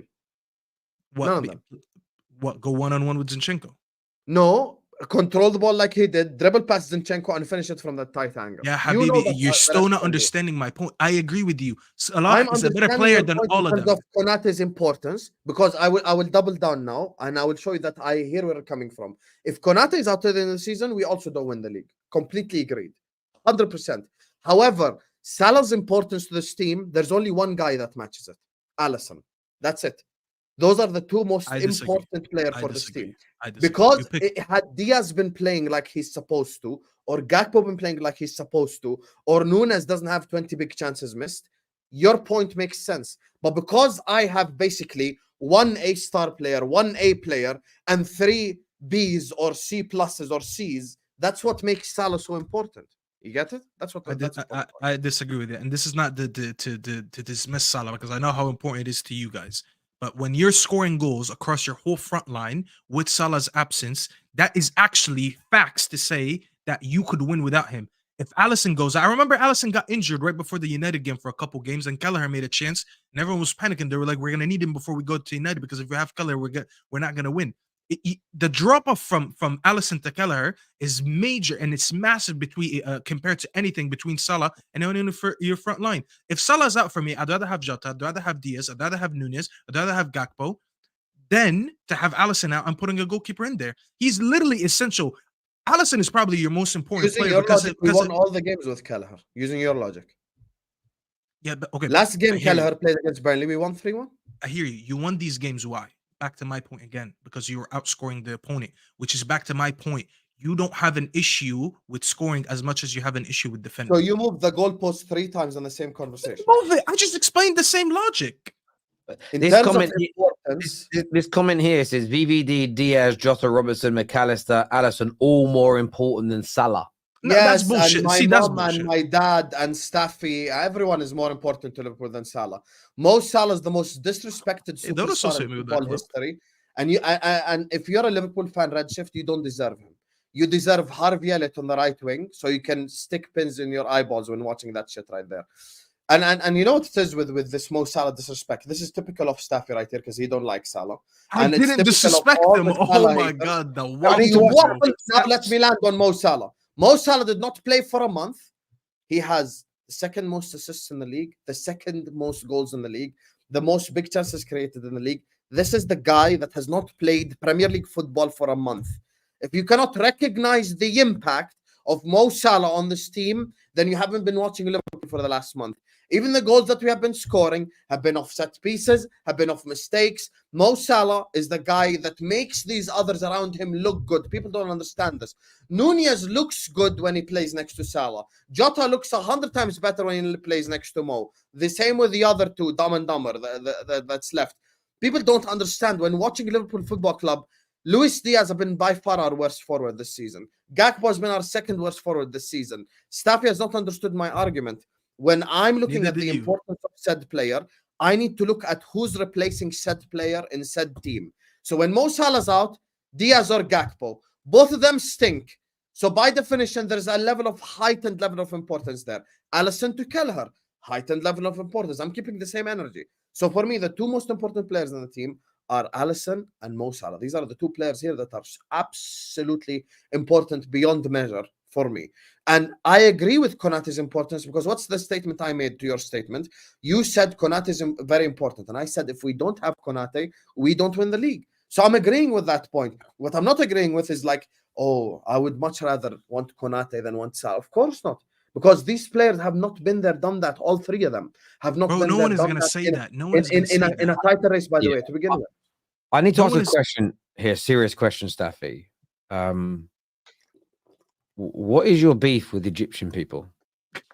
What is this? What is this bigotry you have towards Egyptians, Staffy? I think we need to unpack this live on Straight Facts, because it's making me. I feel offended on their behalf. So I'm gonna white knight this. Do you know, white savior complex this? Why do you hate Egyptians? Is this turning into a therapy session? It could do that, because the way you talk about Mo Salah, it's just I can see the poison behind your eyes. No, I didn't. No, Yes, hold on. Actually, no, stop being disingenuous. I just said no. I said he comes back into this team and he's your best attacker by a country mile. I didn't dismiss that, but I can acknowledge that the drop off between Salah and anyone else on your front line is less than the drop off between Alisson and the backup goalkeeper. If I was wrong, you wouldn't have scored that amount of goals that you did during the time that Salah was out, because you would have had a few blanks. You had 0 blanks. The only game you came close to having a blank is Arsenal, and I can have a conversation about that because that was a top opponent. Top opponent. But the fact that you were scoring 2, 3, 4 goals every game while he was not there just shows you that your front line is better than you actually think. Now? Can I understand? No, because you were talking about the importance. Habibi, you mentioned the importance. Don't lie. You said the importance of Salah is more than the importance of Alisson. You're the Sarah, one. did he not Your say that? statement that triggered this whole argument is, if I'm a Liverpool fan, I want Konate to be fit to the end of the season more than I want Salah. You just No, said I that said for the yourself. next game. See, you're lying again, bro. You're lying There you again. are. You said There you it's are. important for the next game that we have Konate and Salah back.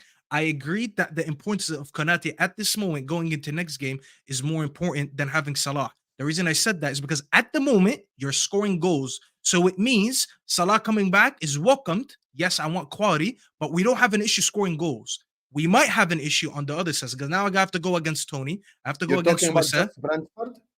Yeah, because you said it's the next game. I actually feel like you just say stuff and you forget what you said. Because you mentioned Allison, No. and I No, made the argument. I You didn't know you're mentioned talking about Konate in the Brentford. Brentford game, and I said, you know what? I I agree didn't know with you're you talking saying about Brentford. I thought you're making a general point. So right now, rank the Liverpool players in order of importance. number one is Allison for me, and number two is Salah. Okay, خلص, we agree then. Okay, fair enough. If you're talking about the Brentford game, fair enough. It's just for the Brentford game because of the way you're playing right now. I'll be very honest with you. If you guys are not scoring goals and there's a goal drought, I'll be like, you know what? They can't wait for Salah to be fit because he individually can come in and do stuff. But the argument we were having had to more relate to the way you've been performing, the performances, the current what's it called, the goal rate that you've been scoring at. When I'm looking at everything, the way you're playing, especially because you're not playing that good and you're still scoring goals, it doesn't really alarm me. It would alarm me if you're playing good and not scoring goals. I'm like, you know what? These guys are bowling every week, but they don't have someone to put in the back of the net. Who's the most clinical player on their team? Salah. Bring Salah back. But you're not. You're not suffering from that right now. Salah coming back, yes, will help. I would be deluded if I said a guy who scored 30 goals a season is not important. However, going into next game, you need Konate more than you need Salah back because you don't have a goal issue, but you might have a defending issue against Tony. I think that's very objective. If anyone didn't understand and still thinks I hate Egyptians, then I don't know what to for me, the undertones were triggering in that. You know what, Terry? I need to understand where all this is coming from after the stream as well. You know what, Terry? I'll say it on shit. I dated a lot of Egyptian women, and I'm not gonna lie, I just don't like my own. There you are. There you are. The truth has been revealed, ladies and gentlemen. That's the truth. He can't handle the Arab woman. He can't handle the Arab woman. I don't like to associate with them, bro. I'm not gonna lie. What you mean? Hey, I love Egypt. I know. Egyptian woman been nothing but good to me in my whole life. Yeah, I don't like to associate with Egyptians. What is it? What didn't you get from these women? What did they take from you? What did they? We'll talk about this later. They hurt you. Talk about giving and getting. We'll talk about this in another. This is a halal stream, guys. This is Brentford to win Arsenal the league this game week, taking points of Liverpool and City. Can you imagine that could happen? This could be. It gets if Brentford take points of Liverpool and Hassan's prediction for Chelsea comes true, this could be a brilliant weekend for Arsenal. Halftime hooks moves like halftime crook, bro. I'm not gonna lie. Halftime crook. Halftime crooks is his new name because this guy just says the most absurd stuff to fit his Arsenal agenda. Is Salah playing so I can start him in fantasy? I don't probably think coming off the bench. Yeah. Someone said they won the World Cup. I don't quite know what you mean. That might have been earlier to I said what's the Zidane and thing, yeah. Yeah, those guys have won World Cups, to be fair. That's true. But then there are some of the players that go into the greats category that haven't won World Cups as well. So Modric shouldn't. So. Steven Gerrard. He's not even the greatest Liverpool player in the Premier League era, let alone world. Mo Salah's above him. Above him. Don't stop. Henderson's above that's one I can condone. Yeah, I endorse that. Henderson's not above him. Mikel Arteta just copies Pep is disingenuous. There's similarities, but the main difference comes what's OPP? OOP. Out of possession. Arteta is closer to Simeone than Pep. Out of possession. Principal difference. Arteta's closer to Simeone. Wow. Out of possession. Even out of possession, in possession, Arteta is as close to Simeone as I am to Pep. So you figure that one out right there. I have some shame talking about close to Simeone. LJ here said this explains Staffy's beef with Mo. I don't have beef with. Oh, you're talking about Mo Gender. Yeah, I do have beef with Mo. I thought he meant Mo Salah. I thought he meant Mo Salah. If he means Mo Salah, because people don't understand this, I'm looked at as a rat in my own country because I support United and Salah plays for Liverpool. I've literally been called a hater because I didn't switch allegiances. I've really had people that wanted to fight me because I said I'll always pick United over Salah. And they, for some reason, that was so political that people called me a scumbag for it. And I swear someone wanted to fight me for it. He literally dropped me his address. I'm not even joking. They said this is the exact word, and they said that I am an Egyptian who hates the success of other fellow Egyptians that live in the Western world because I don't support Salah. I was like, brother, all that because I chose a football team when I was a kid, and I chose not to change it about 10 years later. What happens when Mo Salah retires and there's no Egyptians at Liverpool? You're just going to carry on supporting Liverpool? That's crazy. That's the generation of supporting a player more than a club. No, I back Staffy on this. You pick a club, and it's the only thing in the whole of your life that cannot change. That and supporting your children. They're the only two things that can never change is the football team you support. Everything else is open as far as my dad played for Liverpool, he's not getting my support. That's how deep it is. That's crazy. See, all of that plus a few beautiful Egyptian ladies dumped you. Those two things together. Hey, don't lie. Oh, you definitely got jacked in, bro. You definitely I never say who did it. No. I'll tell you the stories later. This is straight facts, not straight dating. It's not Dr. Phil. This is Terry, the football Terrace. Shout out to Egyptian women. I love Egyptian women, man. Big up. They've been good to me my whole life. Big up to Egyptian women. My view has always been this. This was said to me when I was a lot younger man. Variety is the spice of life, and that's how I've lived my life from a dating perspective. Is a wide range of variety. And what I have concluded in my, I wouldn't say 38 years of dating. Actually, no, even like one of my girlfriends at school, Aisha, she moved to the UK from Jamaica. I had a Turkish girlfriend growing up. She was great. I was a girl. She was with my, she was one of my best friends. She was my best friend's sister. His name was Erkan. Big up yourself, bro. But what I concluded in the end now, not in the end of my life, but is that there ain't much difference. is in the cold, hard light of day. Women are women, and we love them all. Listen, people. You dated your best friend's sister here. It's a completely different world. But no, I was 12 and she was 12. Like, do you know what I mean? One of them things, didn't it? Do you know what I mean? We were kids. You know, I don't know if this happens in the States where you could sort of, and Egypt where you grew up, or in Jordan, but at school here, like from the age of 6 or 7 to about, you have like boyfriend, girlfriend things, but it's not serious because you're so young, you have no idea what it really means. That's all it really was. So, but yes, variety. Yes, Mr. Worldwide. That's what I should change my name to. I do. It's true, bruv. It's true. Variety is a spice of life. Remember that, young men.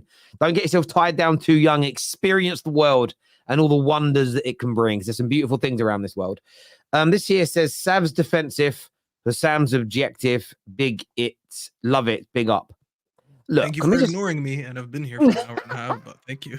Maybe they think you look like Sav. I don't know. I'm going to say this. Look, Sav's a good enough man. Like, I get on well with him. But I will just say this about the other day.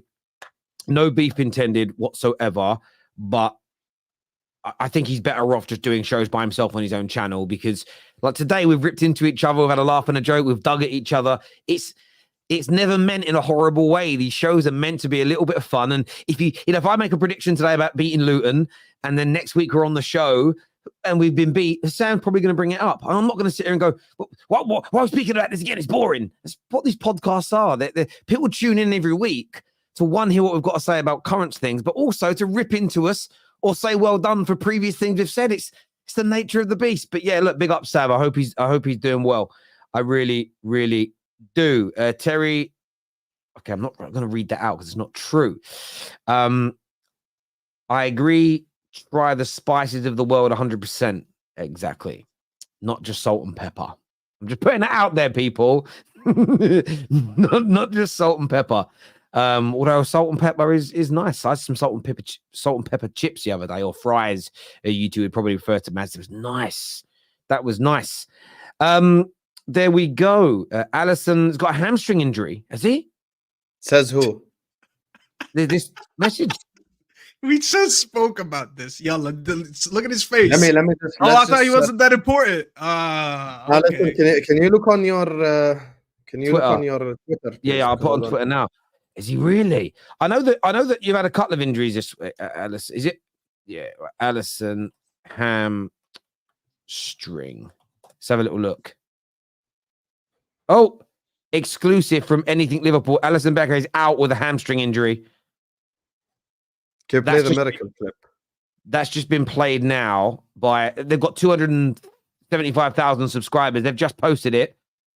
Oh, hang on. I'm going to put it up on the screen so you know I'm not lying. Hang on. If he has a hamstring and he's out for a while, then we're just fucked, to be honest with you. Look, hang on. Let me put this bit, make this big. Yeah, look, it says here exclusive.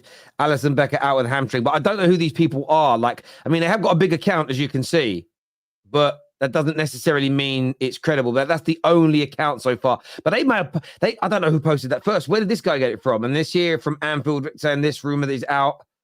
So the rumors get around. But if this rumor is true, then we know what Liverpool fans are hoping for. But I'm still on my feet. Loneliness can follow me around.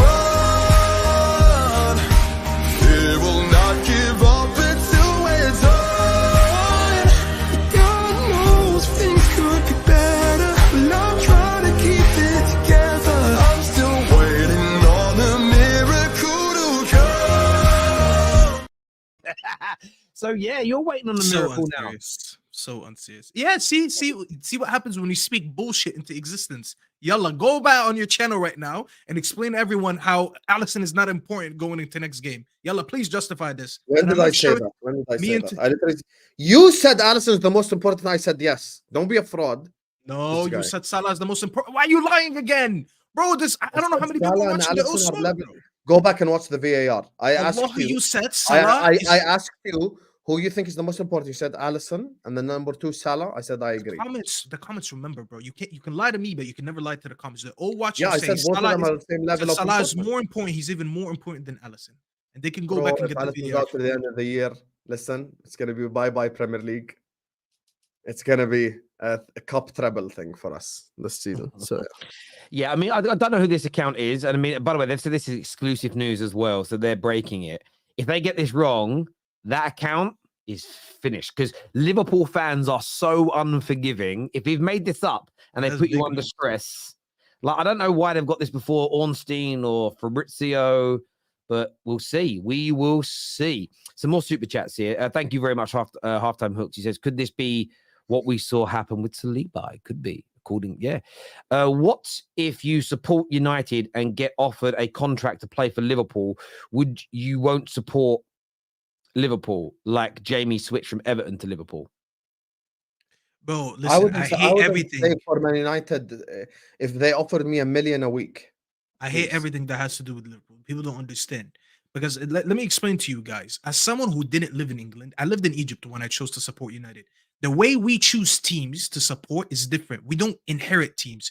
Like if Terry's son becomes a United fan, it's because he saw his dad support United. I didn't see anyone in my family, let alone watch Premier League football. I chose this team on accident. I fell in love with this team. Back in the day, there was no access to Twitter and stuff like that. I did whatever I did. I used to sit there and read about United every day so I can educate myself about this club, because I fell in love with this club. I really wanted to be a real fan. So I did everything in my heart to understand what this club is about. Oh. And the first thing I learned about United is that we fucking hate Liverpool. I didn't understand why, but I was a kid. I was like, fuck it, we hate Liverpool. And that's just an instinct that grew up with me until now. So that's about 20 years of me hating a club when I didn't understand why. I will never, under no circumstance, support Liverpool. I will never have love for them. If this club goes bankrupt tomorrow, I'll probably miss them, because I miss the days when we used to beat them and I just want to shithouse them. But fuck them. Fuck every Liverpool fan. I don't care for you guys. It is always going to be like that. You can have the whole Egyptian national team playing for Liverpool and I still won't support them. That's how much I'm talking about. Yeah. All because the girl dumped him. Yes. Listen, I want to thank you boys for coming on. It's been a great show today. I've loved it and I've enjoyed every single second. Viewers, please hit the like button before you leave. Don't forget to do it. Nearly 3,000 of you watching, so give that a smash. Subscribe to the Terrace. Until next time, take care. Goodbye. God bless. And we'll see you all again very, very soon.